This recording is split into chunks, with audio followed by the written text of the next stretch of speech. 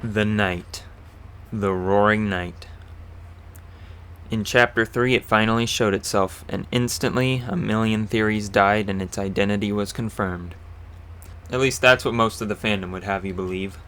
For some reason, this game's theorist community just repeats the same toxic rhetoric. The fanbase is in a constant war with itself over the popular consensus and it being wrong. But when it comes to theories specifically, people just can't seem to let others have their own takes. And then they'll lecture you about how it'd be bad storytelling if... My brother in Christ, Toby Fox, is leagues ahead of all of us with his writing. Just because you couldn't tell a coherent story with a certain premise doesn't mean he can't. Obviously, I'm talking about Death Knight onlyists. People would call you stupid for even considering someone else as the Knight, and claim that the Knight's identity was never supposed to be a question in the first place. And guess who said the exact same thing years ago? Chris Knight truthers. But the fact is, even back in Chapter 2, the Knight's identity was questioned. In The Birth of a Fountain Room, it specifically says, there's so much smoke you can't tell who's making it.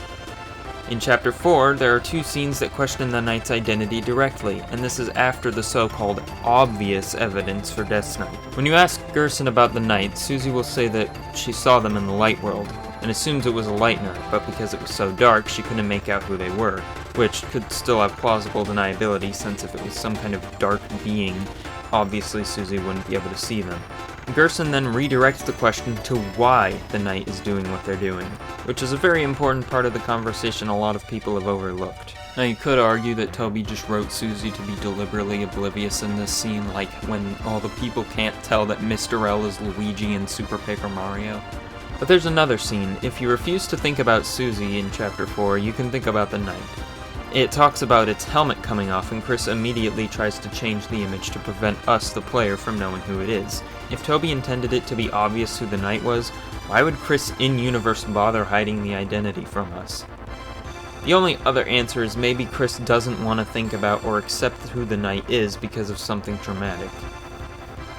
Even beyond this, just compared to Undertale and Deltarune's first two chapters, which are much more about ideas and themes, it's clear Deltarune is taking the direction of a story about a grand town-wide mystery that we are trying to solve. So constantly bullying each other over the thing that the story wants us to do is utterly foolish. You know the gist. Play the half-bred chaos clip. This channel is about all the ways we can fit pieces together, not crack one perfect theory. It's fine to disagree. In fact, it's welcome. I'll love to see all the things I missed, or all the other ways we can look at things. So if you see a theory you think is ridiculous, please don't get so high in this theory that you start acting rude to each other. Basically, we can get further. Now, I'm not going to pretend Death Knight isn't highly likely. There is overwhelming evidence for it. While not that compelling, let's start with the most recent evidence we got from the Thank You ARG. If you set 1225 as your answer, you get, when you have a bat, everything looks like a ball. And some have taken this to mean Des, after being transformed into the Knight, isn't actually aware of what they're doing and just attacks on instincts or is just sadistic in some way. But nothing in this dialogue even points towards the Knight, other than the fact that the Knight has a bat, and that's not even necessarily accurate since it's a sword that briefly looked like a bat. Alternatively, some have taken this to be another jab at fans for being uncreative, just using the 1225 code on anything and everything. But I actually think there's an even better answer. In Chapter 2, Jockington's text gives a very clear allusion to the Titan fight, using sports and balls as a metaphor, so this may be in a similar vein, but of course we have no idea of knowing what it's referring to yet. Most Death Knight evidence is strong, but there are a few points that are almost impossible to explain without Death Knight. The gumball machine drops two massive Death-related items. One is simply an undescribed triangle. Chris hides it from the player. It's likely Death's guitar pick. The second is in the infamous 1225 room, the most objectively Death-related room in the game outside of her actual room, which gives a pitch-black triangle, and we know the Knight's blade is made of shadow crystal and black shard, which appears as black triangles. And when checking the shape of this entire room, it looks like a front-facing Knight, and it also looks like it has ERAM between the horns, which is even more important, but not something we'll discuss today. I guess technically all this implies is Des has a shadow crystal, and the room shape could be a coincidence, but I hate that answer. When Chris interacts with the bat in Des' room, we get similar mentions of Chris's head hurting as when we see the Knight. Now there's one very big stretch you can make based on one animation, and that's that it's possible the Knight is just summoning the bat from some other entity. If we remember back to Spamton strings, they're said to be guitar strings, which has the implication that Des, or at least someone using Des's belongings, is actually pulling the strings behind the curtain. While the Knight is a very powerful entity and is a key player in some cover-up conspiracy in Hometown, I don't think it's quite on the level to be Spamton's puppeteer. But there's also an older version of this animation where the Knight very clearly creates the weapon with its own hands. However, it's specifically missing the bat shape in this one, which is the one thing that has people so convinced it's Des in the first place. Of course, you have to be careful what unused content you take as evidence, because some of it's very deliberately left in the files, but this was replaced entirely, so take it with a grain of salt. The chase theme uses the black knife leitmotif. While not every time it's used is directly connected to the Knight, one unusual instance of the chase theme's use is when Noelle falls in Chapter 2, and right after you can actually trigger some dialogue that mentions Des, so it's a little on the nose. One other thing people bring up is the fact that the TV is smashed in the light world as proof that someone used a baseball bat to kill Tenna and not a sword. And as much as I believe the Knight has more power over being in the light versus the dark, no, I don't think they smashed the TV in the light world that translated to the red slash on Tenna. I'm pretty sure they just killed him in the dark world, which translated to the broken TV in the light world. Just like how in a neutral run, Birdley doesn't literally wake up with a fried wing, it's just gone limp. Being destroyed in the dark world just generally equates to them being damaged in the light world, not specifically the way they were hurt. Those are just the big things. If we went over every piece of potential evidence for Death Knight, we'd be here for hours. Connecting details is one thing, but how can they even mean anything if we don't know how and why Des is the Knight? So many different ideas have been thrown around. For Des is a zombie revived in the bunker. That's the basic, most common interpretation, but with how unclear lore of undead monsters in Deltarune already is, are we sure that zombies are even a thing that could exist? Edit. I recently found out that in code for unused Susizilla enemies, there was specifically a zombie listed, but all the sprites for the unused enemies have been completely wiped, so we have no idea what it would have looked like beyond that. Of course, these are just basic cartoon enemies, maybe had been even placeholders, but it is interesting that the idea of zombie has actually been in Deltarune to some degree. There's the Knight is an amalgamate. This is one of the most likely ideas, and one of the few that could explain why there needs to be a sacrifice, needing another body to hold the Knight together or something. But if the Knight was made of multiple characters, why be so hostile towards other theories? The Knight could be comprised of not only Des, but any number of other characters who we haven't seen and or dead. What makes Des specifically the Knight in this case? There's the possibility Des was groomed by Carol into a super soldier of darkness. This is one I think I've seen, but it's mostly an idea I came up with. One thing that bothers me is what even is the bunker? Who made it and for what purpose? Why does it have a lock? Why does the Knight hang out there? A lot of people interpret the bunker as the place Des went missing, but it would be a little weird if the place that basically killed you is also your base of operations. I suppose Carol and whatever team she had just built the bunker around the crime scene, or was it just a normal bunker before and they added the panel later? Really, I'm just adding this because I swear none of the fans actually question why the bunker even exists. But this idea falls flat because it gives no motive for Carol doing what she does other than just being evil. One of the best ones is that Des is actually a dust nerd, like Gerson, and someone else is actually carrying her dust from place to place and making the dark fountains, most commonly believed to be Asgore, but could be anyone. Heck, we can't even rule out the possibility that the Knight is just an extra powerful rule-breaking Darkner. There's an unused attack animation that's basically identical to the way Jevil transforms into the Devil's Knife. Now again, it's unused, so take it with a grain of salt, but why would Toby even consider using this specific visual effect that is almost always a signifier of a Darkner? But the absolute best one is that Des has become a vessel, the device friend is functioning as her soul, and Gaster is the player in this case. This pretty much accounts for every plot hole, to the point where it's almost a cop-out, but most importantly it addresses the fact that the Knight literally uses the same laugh as friend. But you see the problem here? can anyone even agree on any of these ideas? A vast majority of these alternate explanations exist solely because Death's Night couldn't work on its own. So, if we can't agree how Death is the Night, why are we supposed to agree that Death is the Night at all?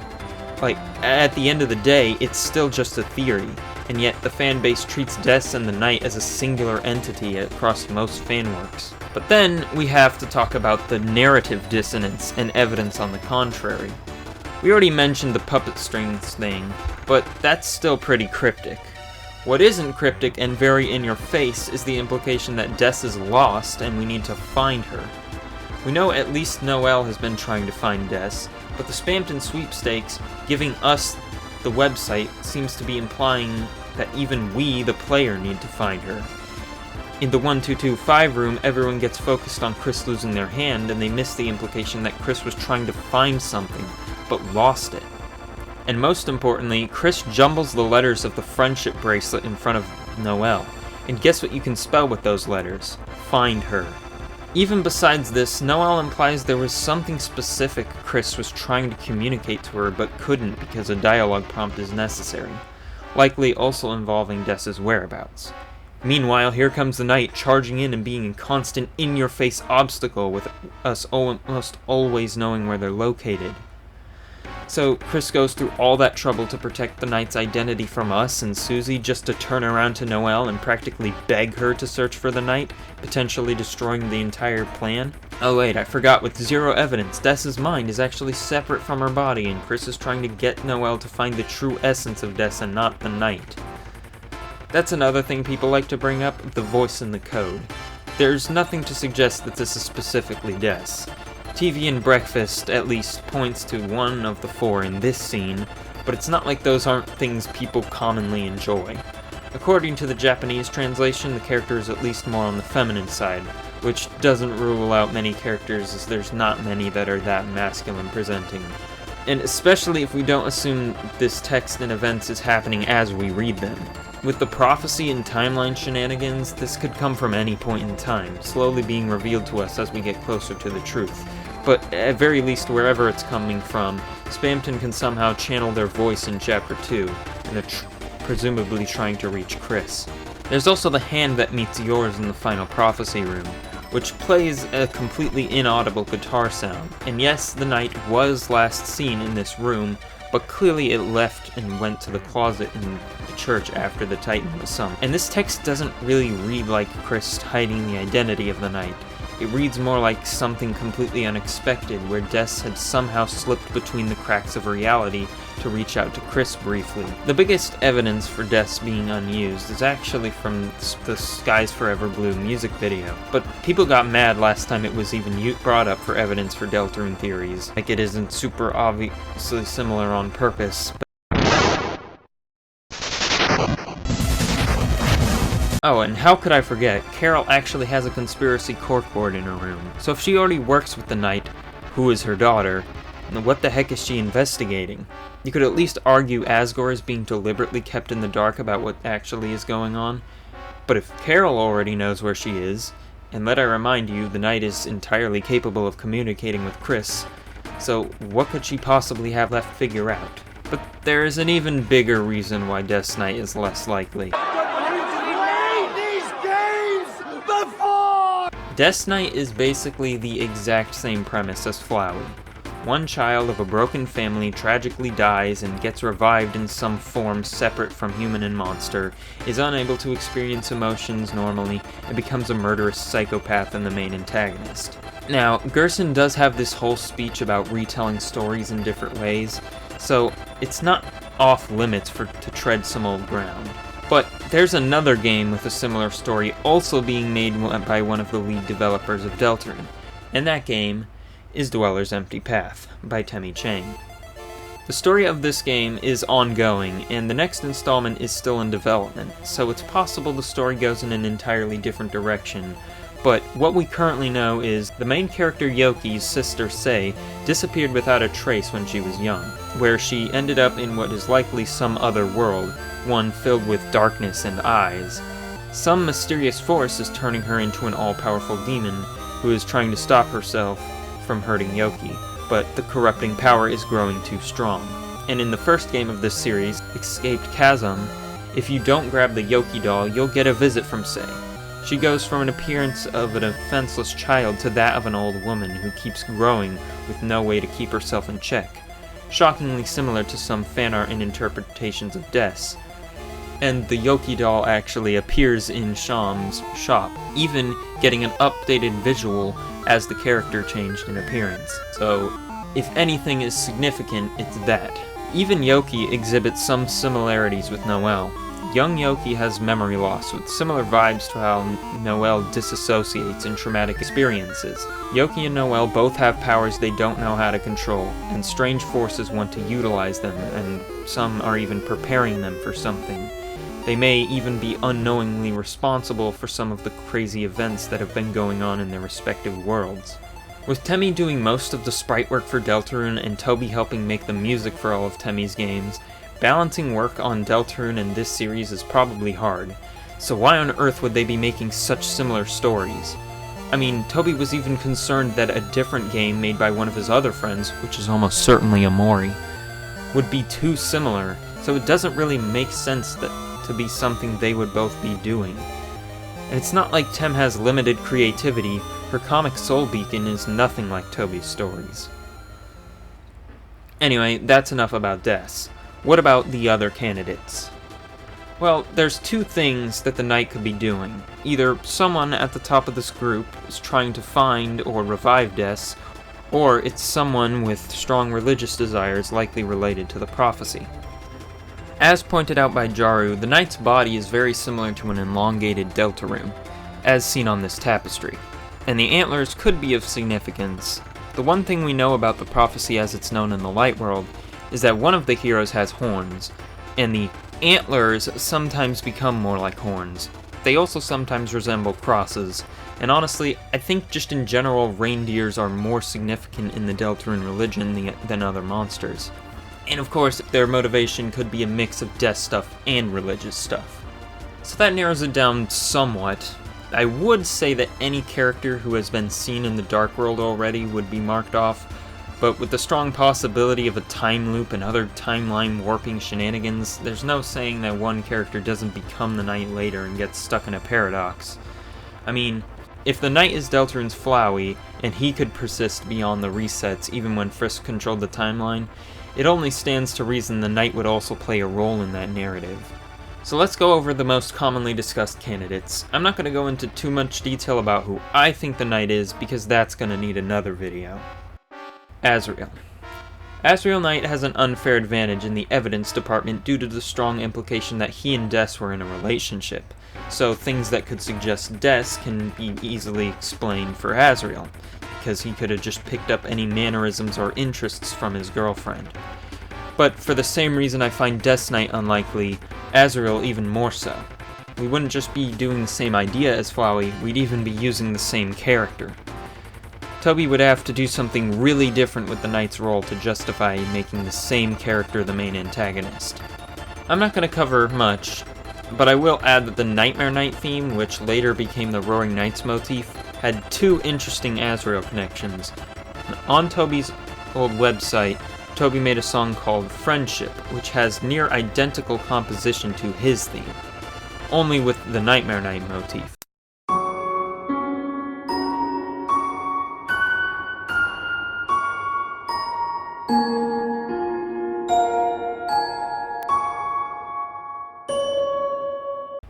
Then there's just inexplicably a remix of the actual Nightmare Knight song, but with Yoshi sounds.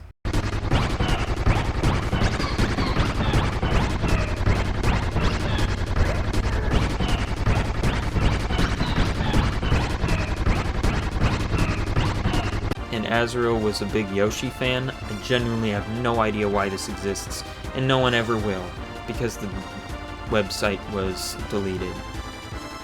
Carol. For casual players, she would be the main suspect for who the knight is. The dialogue about the bat isn't mandatory, but you will see Carol's antlers immediately followed up by the knight, which looks similar. The bat also turns it into a katana-shaped sword, which is referenced constantly with Carol in early Chapter 4. As well as this dialogue from Susie, which reads like another Mr. L-ism. Common arguments against Carol Knight are, it would be too obvious, she's a red herring, which is simply not an argument at all. Death Knight is also just as obvious. And then one of the most annoying points ever, there's no way Carol could have logically gotten to the church before the heroes. Why in the year of our Lord and Savior 2026 are we still using real-world logic to apply to video games? Need I remind you, we see Pizza Pants zip faster than light only a few seconds later, and Undyne can bench press cars. It's also highly implied that Carol was the one that jumped from the shadows at the Wet-Nosed Bandits. She alone is said to be the reason there's basically no crime in Hometown, as well as recently cut this guy's briefcase in half with a katana. She may look old, but she's incredibly nimble. And we're also forgetting that she could just run through the trees straight to the church. And if for some reason she couldn't, it isn't really that much of a stretch to say that she has tunnels under the house. The basement emanates the same sound as the shelter for some reason. I also think the fountain was made in advance during this phone call, so I don't want to see anyone say, well, but it takes a long time to make a dark fountain. People also say her demeanor doesn't match, but I think we forget we only see Carol for like 5 minutes after her plan was getting messed up, interrupting her work, and a stranger is in her house playing with a memento of her missing daughter. We probably saw her at her absolute worst. She has a smug face in this scene, and I don't think crossing her arms and legs is that big of a difference. Plus, Carol has a good alternate explanation for why the night appears the way it does. All the Lightner's dark world forms represent their idealized selves, and the makeup of their body likely also changes. See this Jaro video for more on that. So, if someone had no real personality aside from their ambition to accomplish their goals, it's not a surprise they appear as a meldable, detailless figure. For a while I was becoming less fond of Carol Knight. That was until people started insisting this black deer was Des, when it has 2 blue eyes just like Carol. But this entity needs more coverage in a future video. Rudy. Rudy is one of the most fascinating choices because he's one of the few that could potentially have a different motivation, likely wanting to spread darkness so he can continue living through his terminal illness in the Dark World. It also explains why the knight seems to be constantly injured. The theme when the knight appears is even called Breath.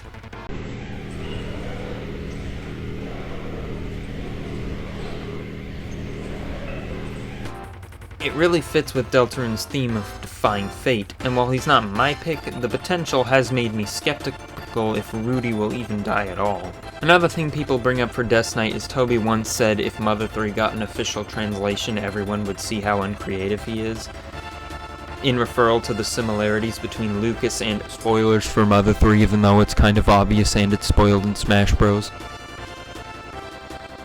Klaus and the Masked Man.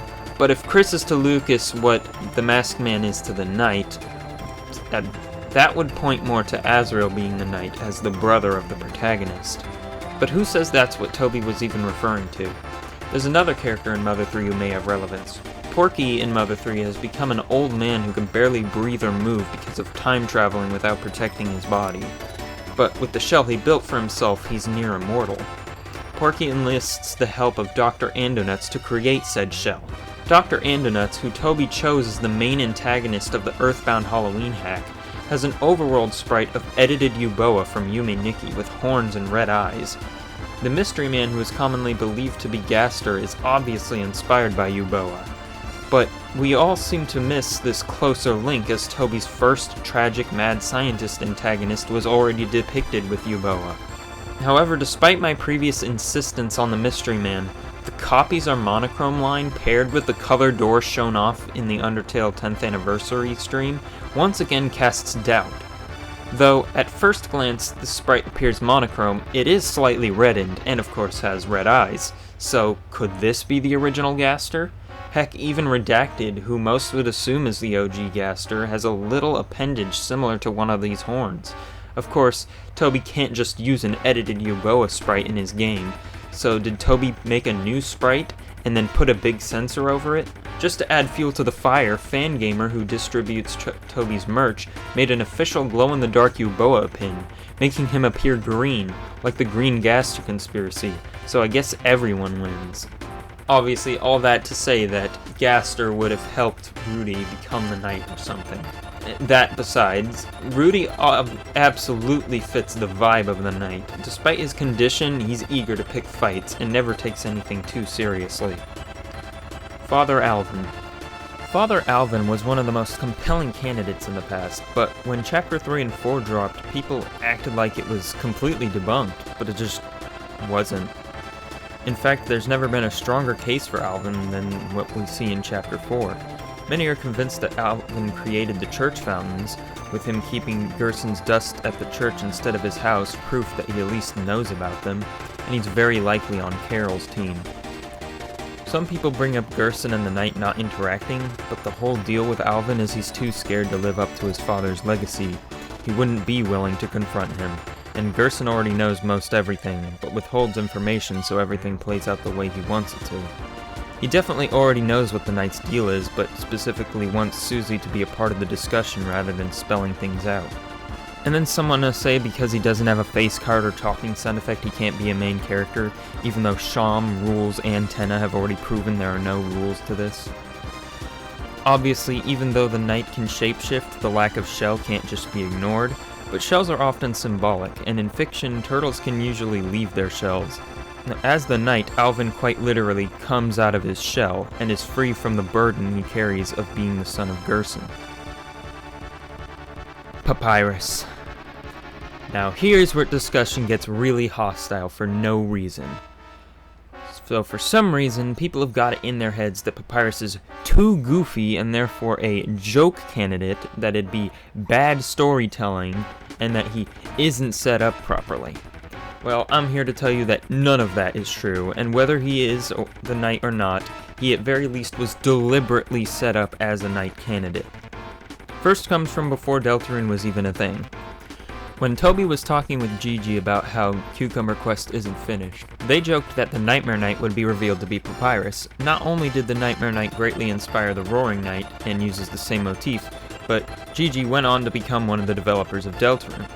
On Toby's deleted website there was a song called You Know What This Is, which uses the Nightmare Knight motif with the same instruments used in Papyrus's cool song.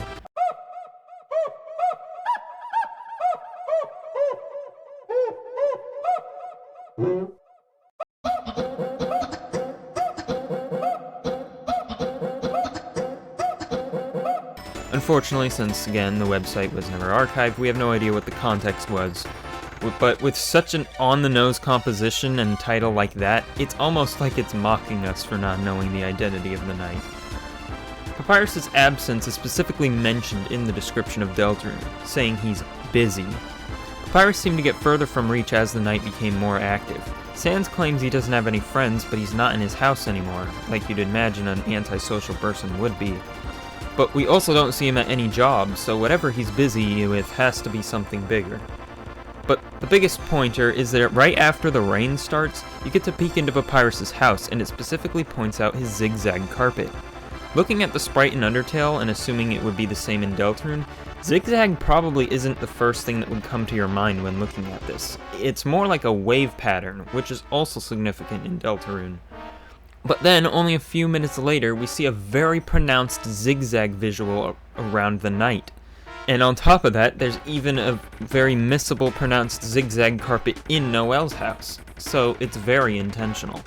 But this isn't the only time you can see this. You can also see it after the ending, only a few moments after the door with the knight Chris refuses to open. Out of both of these segments, most things to interact with have very limited responses, and usually Chris doesn't even hesitate to look into people's houses. So either Chris or the Soul are particularly interested on checking on Papyrus. And all this while the Sans song plays, and Sans is clearly instigating something. Also, for some reason, Sans stole the gingerbread cookie cutters out of the house. You'd think this dialogue appears just when you get the ginger guard item, but no, it only appears after Sans enters. There's only two characters Susie outwardly hates, which are the Knight and Sans. There's a pretty big focus on Sans out of nowhere right in the tail end of Chapter 4, which seems kind of out of place, unless of course we were chasing his brother the whole time. And just in general, a character who comes up multiple times in dialogue but is always out of reach is a perfectly normal character to be a twist villain. After all, isn't Des in the exact same boat? Then for some miscellaneous evidence. There's these sprites of Papyrus getting shocked with the same color scheme as the Knight. There's the obvious fact that the Knight just looks like Papyrus's battle body, has an open rib cage, and this rabbit's dialogue somewhat implies monsters don't generally have bones. Papyrus in Undertale already broke the laws of physics, flying when he wanted to, and walking in out-of-bound void areas. So the idea that Papyrus's Dark World form is vastly stronger and goes beyond the bounds of others isn't that surprising. And this specific version of the depths visual that appears when the Knight takes Undyne is very similar to the ice fog from Papyrus's boss room. There was this random orange boot among other significant visuals in this shadow puzzle, and yes, at least 2 of these are Homestuck references, but even the #1 Homestuck reference finder, Homestuck Crazy News, couldn't find a proper match for the orange boot. So it has to be Papyrus's boot. But yet again, there's also a huge number of orange shoes in Des's room, which have led some to believe Des is actually a human, since reindeers in Deltarune need special footwear for their hooves. But these could easily be Asriel's. Besides that, this shadow is clearly a boot, and these are sneakers, but it's clear the Des versus Papyrus evidence overlap is intentional. Okay, so all that evidence is cool, but what about the story? Why would Papyrus be the Knight? Well, that's actually easy. We've already seen why in Undertale. You see, while redoing the entire Flowey situation would be redundant, there is one plot point in Undertale that could use another go. Right around the end of Pacifist, Papyrus starts randomly instigating you to do things. His dialogue is barely coherent, and obviously we find out this is because Flowey was manipulating him to get everyone where he wanted behind the scenes. And while Papyrus's relationship with Flowey is well written through all the easily missable dialogue, as a plot device, it was pretty contrived and unnecessary, and somewhat doesn't even make sense. And it's important to remember, Papyrus isn't tricked because he's naive. He's tricked because he's too kind. Papyrus would be the perfect person for Carol to try to use to fulfill her plans. Even beyond this, Papyrus in Deltarune hasn't been an established character yet, meaning Toby has a clean slate to work with. He doesn't have to be exactly like he was in Undertale. There's all kinds of new things he could do with him. Now that's fine and dandy, but that just puts Papyrus in the same role as any other Knight candidate. We need a more personal connection between Papyrus and the main plot. And for many of you, I'm sure you've already figured out what that is. But this video has already become too long, and to continue, we'd have to go down a giant rabbit hole of different mysteries. So I'll leave you with just this. Some say Papyrus can't be tied to the main plot because he and Sans moved to Hometown recently, so he couldn't have been involved in anyone's past. But Hometown isn't the only location our main characters have been in. And the therapy building, which we assume is based on a real place, clearly isn't in Hometown. So yes, I am 100% serious. Papyrus is who I deeply believe is the Roaring Knight, and I will go into incredible detail on that in a future video. But even still, I am not 100% confident on any Knight candidate, and in fact, since Deltarune came out, I've flip-flopped who I think the Knight is maybe around 5 times over the course of looking at more evidence. There's simply too much going on this game to make one ultimate judgment like that. But if there's at least one thing we can finally move on from, it's that this dialogue wasn't referring to the Knight. Because now we know King never even met the Knight, so he couldn't have possibly put them in power, unless he was just like, "When the Knight returns, I give them full permission to do anything. I'm sure they'll be back." In hindsight, it doesn't even say that the Knight was responsible for locking the Kings away, but if they did, it could have easily been from moving their objects in the light world. Guess it really just was bad grammar referring to the King giving himself a promotion. Anyway, this video wasn't made to convince you on who the Knight was. It was made as a reminder to leave the door open for discussion, because that's what Toby's works are all about. At the end of the day, from what I've looked at, it doesn't even matter who the Knight is. Even if Rudy is the knight, with a goal of keeping himself alive, finding the true Des is clearly the main goal. Even beyond the candidates we mentioned here, as long as that character could reasonably be seen doing that, why couldn't they be the knight? So don't let the general consensus bully you into a corner. Write your own theories, even if they're not perfect.